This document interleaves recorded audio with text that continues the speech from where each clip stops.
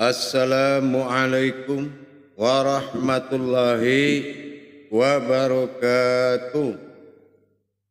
Alhamdulillah, alhamdulillahi rabbil alamin. Assalatu wassalamu ala asyrafil anbiya'i wal mursalin. Sayyidina wa maulana Muhammadin. Ashhadu an la ilaha illallah wa ashhadu anna Muhammadar Rasulullah. Allahumma salli ala Sayyidina Muhammadun musabihil wal ikram ya wal jalil wal ikram. Wa tahirin mujahidina amma ba'du. Ibadallah wa ittaqullah. Bersyukur kita kepada Allah dengan mengucapkan Alhamdulillahi Rabbil Alamin atas segala limpahan karunia, rahmah dan hidayahnya, serta dengan izinnya juga kita dapat menjalankan amanahnya, beramal dan beribadah, dunia dan akhirat, zahir dan batin. Bersalam kita tidak akan pernah kita lupakan. Marilah sama-sama kita panjatkan kepada junjungan kita Nabi Allah, Nabiul Akhirul Zaman, Rasulullah Muhammad sallallahu alaihi wasallam. Atasnya kalimahnya kita kalamkan dengan membaca Allahumma salli ala Sayyidina Muhammad wa ala alihi Sayyidina Muhammad. Alhamdulillah para jemaah sekalian, bertemu lagi dengan saya Guru Mursyid Syekh Nur Muhammad Buya Irwan Maulana Al-Khalidi Sumatera Barat. Tentunya di dalam channel YouTube Buya Pasaman Timur yang insya Allah selalu berbagi wawasan dan ilmu pengetahuan agar meningkatnya derajat amal dan ibadah kita demi meningkatkan iman dan takwa kita kepada Allah Subhanahu wa taala.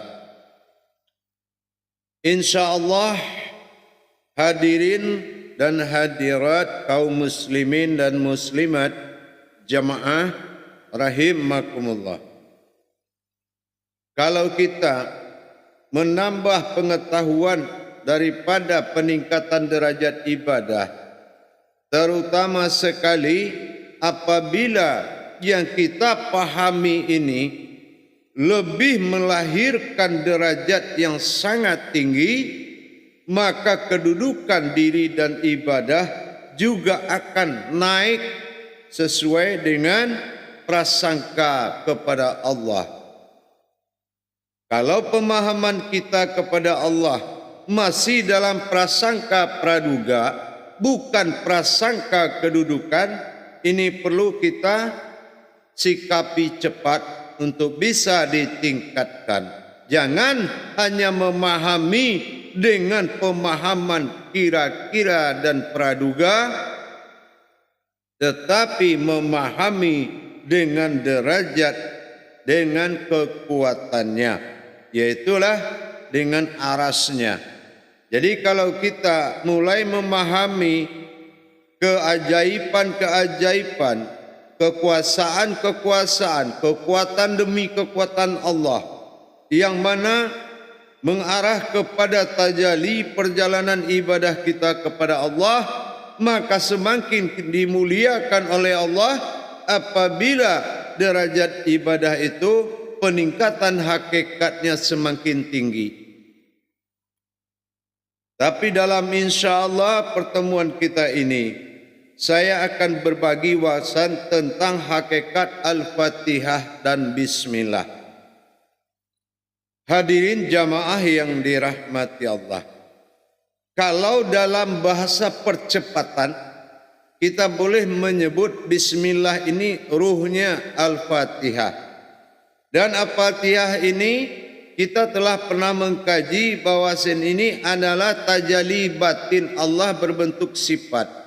Menuju sifat keumatan oleh Allah, berdirinya sifat-sifat Allah dalam kodrat keumatan untuk dasar kita memahami dan menjalankan pendekatan diri tentu melalui kodrat-kodratnya. Di sini kita paham, dilihat dari sisi surah Al-Fatihah dengan kodrat ayat Bismillah. Nah ini kita lihat ini, kenapa Al-Fatihah ini dikatakan Fatihatun Nasun, ba alif sin, dikaji dari sisi wujud basmalahnya. Ba alif sin ini akan mengartikan kondisi zohirnya, kondisi sifatnya Allah. Ba itu adalah Bismillah, alif itu adalah Al-Fatihah, sin itu adalah Nas.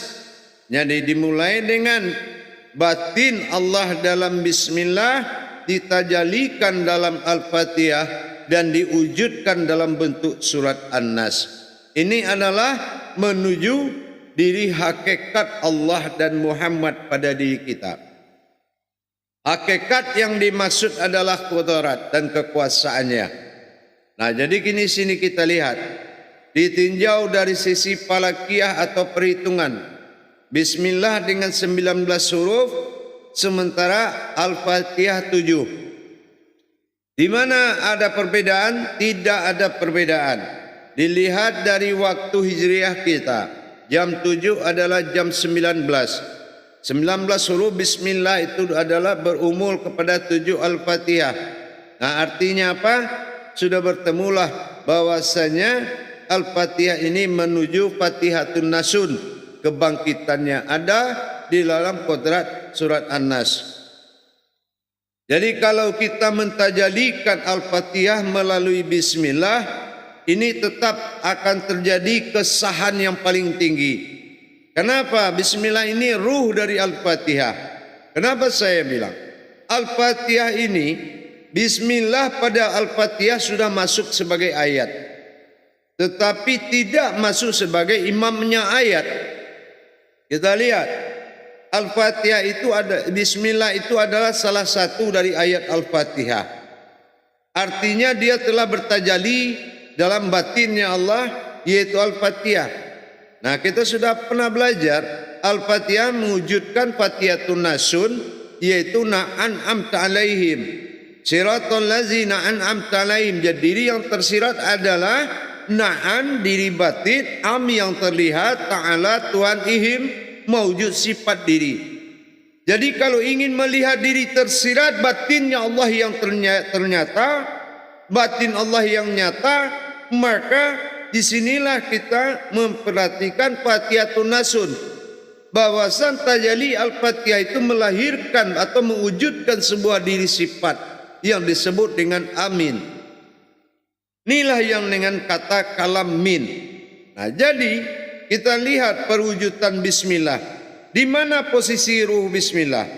Makanya kalau orang sholat, ada yang baca Bismillah waktu Al-Fatihah, ada yang tidak baca Bismillah. Itu boleh. Kenapa? Al-Fatihah itu bisa adalah kodrat batinnya, ruhnya dari Al-Fatihah.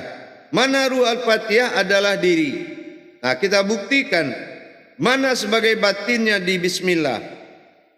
Ar-Rahman, am, Ar-Rahman, an. Inilah yang dikatakan na'an. Nah sementara Ar-Rahim, am. Nah ini dikatakan rahim, ya. Jadi kalau ini sudah si wujud am dan an, ini adalah diri tersirat atau siratal ladzi na'an. Nah, na'nya ini adalah wujud daripada keakuannya. Jadi bertajalinya dikatakan Bismillah itu adalah bertajalinya batin Allah dalam sifat nurnya yang mewujud pada zatnya tadi, ba alif sin, maka dia akan mi'illah. Berarti milah itu menuju kekuasaan yang bernama Allah pada kenyataan Ar-Rahman an, Ar-Rahim am. Ar-Rahim inilah yang dikatakan ta'alaihim. Nah, inilah yang dikatakan diri sifat bagi Allah. Dengan begitu para jemaah, ternyata kita lihat dalam wujud pengkajian Al-Fatihah ini terakhir kita simpulkan kebangkitan Allah menuju sebuah sifat di diri manusia. Nah, inilah yang dikatakan bersifatnya kepada zatku sendiri. Ternyata yang mewujud pada sifat kita adalah na'an am. Na adalah sifat an, sifat batin bagi Allah yang mewujud pada am. Ini sudah kita kaji, di YouTube pun sudah dikeluarkan. Berarti kelihatanlah kodrat an-nasnya. Qul a'udzu birabbin nas. Kita akan melihat bagaimana batin Allah ba alif sin dalam bentuk fatilaha, perjalanan batinnya dan rahasianya menuju sifat keumatannya. Dia hadiri dengan Al-Fatihah, disitulah kita mohon meridhoi oleh Allah apa yang kita inginkan. Berawal dari karajiah dan sabitah yang pernah dibahas. Nah, jadi kalau kita sudah mengerti perwujudan tajalinya ini terlihat dalam surat An-Nas. Qul a'udzu birabbin nas. Ar-Rabbi, dia mulai menguasai. Al-Malikin nas, Malikin nas. Nah, bangkit. Nah, ini tajali namanya, bangkit Malikin nas. Ilahin nas. Ilah Tuhan, nasnya adalah him atau kemanusiaan. Jadi di sini Bismillahirrahmanirrahim sama. Al-Fatihah sampai amin tajalinya dalam surat An-Nas sama. Judulnya apa? Yaitu kebangkitan Allah pada batin yang mewujud pada sifatnya sendiri. Nah, ini juga dialami dalam bismillah. Jadi kalau kita ingin mentajalikan bismillah, boleh dengan Al-Fatihah dan berdirilah diri sifat. Kalau dengan bismillah ringkas langsung berwujud diri rahim yang berdiri pada sifat rahim. Nah, pada An-Nas juga begitu. Maka An-Nas akan mewujud ilahin nas, ilah Tuhan nas manusia, inilah rahim. Nah, perjalanan ini sama, tetapi dalam bentuk kodratnya ada perbedaan, yaitu niat. Kalau dalam surat An-Nas bagaimana Allah wujud dan mewujud menguasai diri. Tapi kalau dalam Al-Fatihah Allah mewujud bertajali menjadi diri sifat dalam rangka menerima doa seorang sifat yang berdoa. Sebuah sifat yang melaksanakan marifat solat dikumpulkan oleh diri dalam diri al-ta'alaihim, diserahkan kepada pandangan itu, maka dia akan membawa doa itu. Di tahiyat akhir jelas tumbadil, maka dikirimlah doa itu kepada Rahman dan Rahimnya Allah atau mawjud pada zahir dan batin. Jamaah yang dirahmati Allah rahimakumullah. Jadi kalau kita sudah bisa mengerti bahwasanya tajali bismillah itu di dalam Al-Fatihah adalah berbentuk ruh dari Al-Fatihah. Kenapa disebut ruhnya Al-Fatihah? Karena kodrat Al-Fatihah itu Fatihatun Nasun. Nah, Fatihatun Nasun ini adalah gerak dirinya menjadi umat. Gerak dirinya bersifat keumatan, maka disebut Fatihatun Nasun. Nah, ini gerak dirinya berupa keumatannya. Jadi kalau kita baca bismillah dalam surat Al-Fatihah boleh dibaca? Boleh. Boleh tidak dibaca? Boleh. Kenapa? Karena ini adalah tajali fatilaha Al-Fatihah. Bismillahirrahmanirrahim.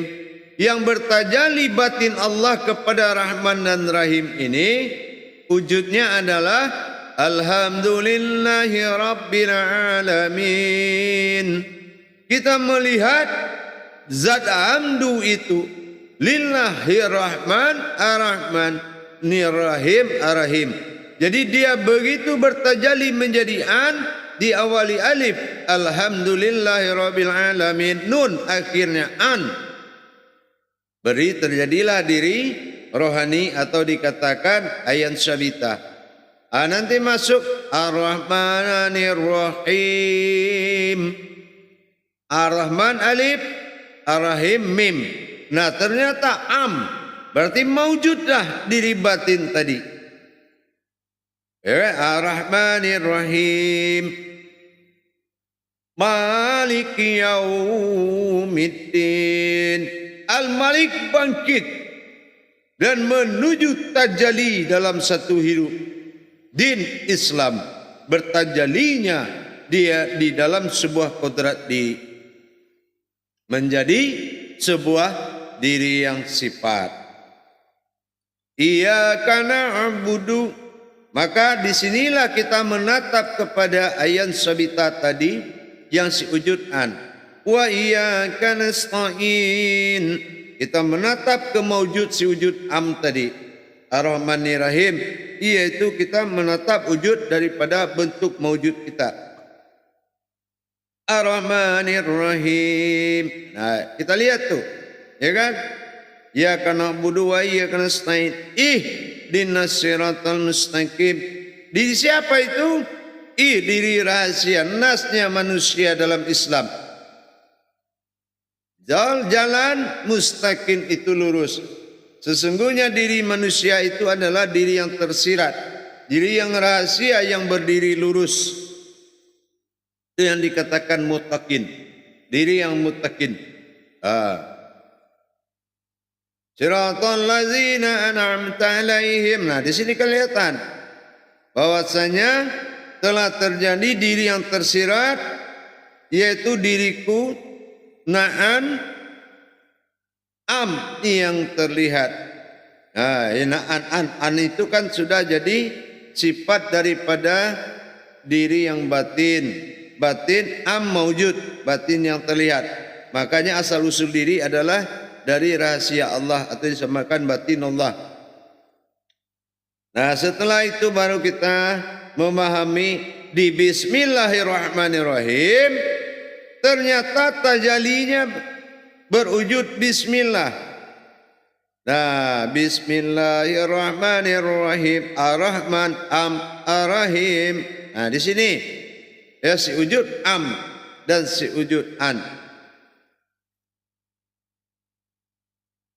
Jamaah yang dirahmati Allah rahimakumullah. Dengan adanya kita sudah mendapatkan tajalli daripada mata batin kita dalam membaca Al-Fatihah dalam solat, bahwasannya kita menghadirkan wujud diri yang batin itu sampai mewujud pada bentuk kita, berarti kita sudah paham tajalli Al-Fatihah itu adalah Fatihatun Nasun, membentuk sebuah diri. Nah inilah yang akan menyembah, membentuk sebuah diri sifat, yang mana diri sifat akan lenyap menuju wujudnya Allah. Nah inilah wahid tunggal, disebut dengan ba'dal. Nah jadi dalam perjalanan ini sudah bisa kita pelajari bahwasanya menghadirkan diri dalam Al-Fatihah dikatakan mewujudnya Allah dalam sifatnya. Dia hadiri solat kita melalui mewujud diri tadi, maka disitulah kita memberikan permohonan doa kepada Allah, apapunlah hajat kita dalam solat-solat yang telah ditentukan dalam 5 waktu. Hadirin jamaah yang dirahmati Allah. Jadi tajalli bismillah dalam Al-Fatihah sebagai ruh dari Al-Fatihah, karena tidak bisa dipisahkan. Kodrat ini tidak bisa dipisahkan antara bismillah dengan Al-Fatihah. Kita lihat Al-Fatihah. Awal dari surat Al-Fatihah tidak memakai bismillah. kecuali masuk ke dalam surat itu sendiri. Jadi bismillah adalah salah satu surat Al-Fatihah, ayat Al-Fatihah. Nah, sementara semua surat dimulai bismillah. Umulnya, imamnya bismillah. Tapi di Al-Fatihah dia tidak bisa menjadi imam daripada ayat itu. Kenapa? Karena dia menjadi kodrat Al-Fatihah. Nah, jadi gitu jemaah. Jadi dengan adanya kita mendirikan si wujud an dan am atau rohani dan jasmani itu, membuat kita kalimatul haq, ayat itu menjadi hidup, Al-Fatihah itu menjadi kodrat. Alangkah berderajatnya ibadah kita kalau kita sudah bisa menyaksikan tajalli Al-Fatihah itu dengan ruhnya bismillah. Makanya ba alif sin.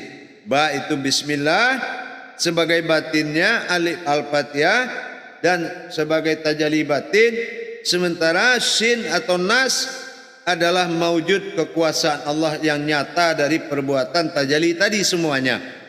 Antara tajalli bismillah dan Al-Fatihah ini dalam satu gerakan, maka dia maujud dalam bentuk kodrat surat An-Nas. Jadi rahim itu, jadi ar-rahim itu sudah kelihatan bahwasanya itu adalah ilahin nas. Jadi dirinya, sifat dirinya Allah, sifat kemanusiaan, bersifat Allah dalam kodrat kemanusiaan dalam rangka bertajalli kepada dirinya sendiri. Syahadat ahad, insya Allah ihram akan bisa menjadi satu, bukan menjadi kepada yang satu, tetapi menjadi satu. Inilah yang dinamakan terjadilah hubungan antara aftar dengan ba'dal, sifat zahir Allah dalam berdiri sifatnya dan sifat ba'dal Allah tunggal berdiri pada rahimnya. Nah, disinilah pada sisi rohaninya. Maka jelaslah sudah pergerakan solat itu menjadi pergerakan zahir dan batinnya Allah Subhanahu wa ta'ala. InsyaAllah dengan kita tingkatkan derajat ibadah kita, tentu dengan kita mentadabur hakikat dari ayat yang dibaca. Ya, ingat jemaah, ayat dalam Al-Quran dalam solat adalah wahyu.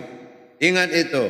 Ingat, sesungguhnya rukun-rukun solat itu adalah wahyunya. Fikli, kauli, kolbi, koriri. Itu 4. Syafaatnya Rasulullah yang dilahirkan oleh kudus atau wahyunya Al-Quran. Jadi kita mulai meningkatkan kualitas ayat.